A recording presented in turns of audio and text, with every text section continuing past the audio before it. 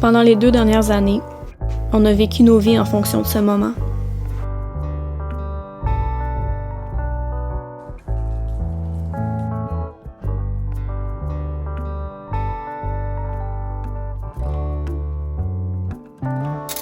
On a travaillé, mis de l'argent de côté, acheté des matériaux.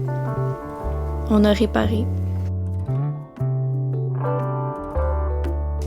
Tout tournait autour de Simone, sans qu'on sache si tout ce qu'on faisait allait mener à quelque chose.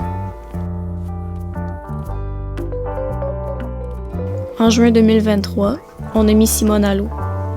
C'était une des journées les plus stressantes de notre vie. L'épave qu'on a achetée pour 500 $ touchait l'eau, après une dizaine d'années en cale sèche. Puis, ça a marché. Simone flottait. On a réussi.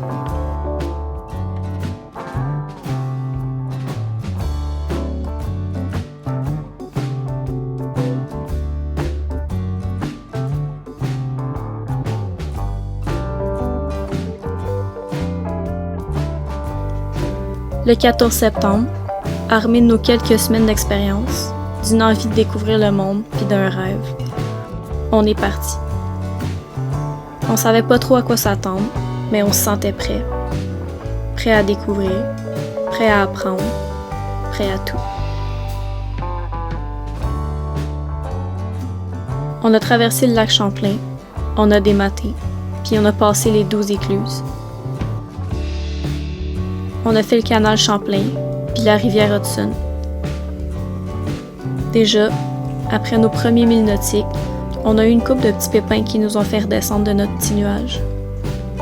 Les problèmes s'enchaînaient, l'un après l'autre. On est resté 10 jours à Catskill pour tout régler. Puis après, on a continué. Moins confiant, mais plus fort, on est arrivé à New York.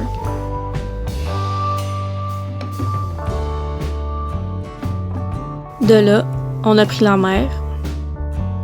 On a fait une première navigation sur l'océan Atlantique de 120 000 nautiques. Après ça, on était fiers. On venait de vivre un moment magique.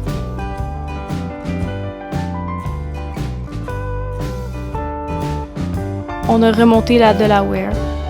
On a pris l'eau. On était à nouveau en panne moteur, puis on s'est fait remorquer. Notre morale a pris une claque.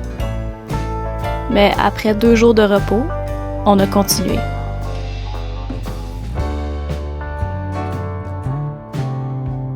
À Annapolis, on a pu acheter des pièces de rechange et faire quelques réparations. Après ça, on a descendu le Chesapeake jusqu'à Norfolk.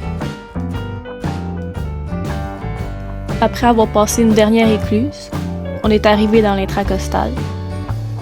On était déjà à notre 50e jour de voyage.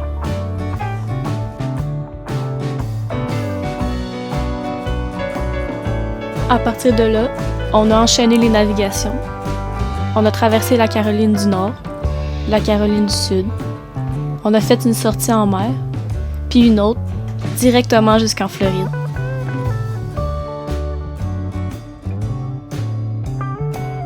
On a passé presque 2 semaines à Fernandina Beach avec Pinaki. On a eu une semaine de gros vent avec des rafales jusqu'à 50 nœuds. Puis on est reparti. On a repris l'intracostal, on s'est synchronisé avec le courant, les marées. On a rempli le bateau d'eau, de nourriture, de diesel. On a quitté nos amis. Puis on est parti pour West Palm Beach. On a attendu quelques jours que le vent passe. Puis on a repris la mer pour quitter les États-Unis. On a fait une navigation de 27 heures jusqu'au Berry Island.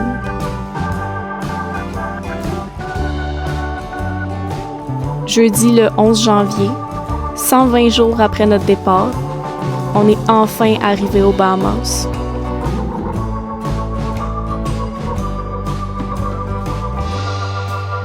Le plus beau reste à venir, les plus gros défis sont derrière nous. Il nous reste juste à profiter de toutes les teintes de bleu.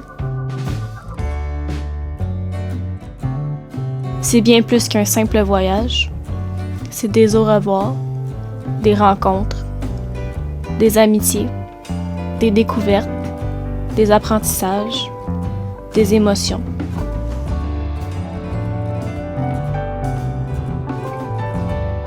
On a vu tellement de choses en si peu de temps.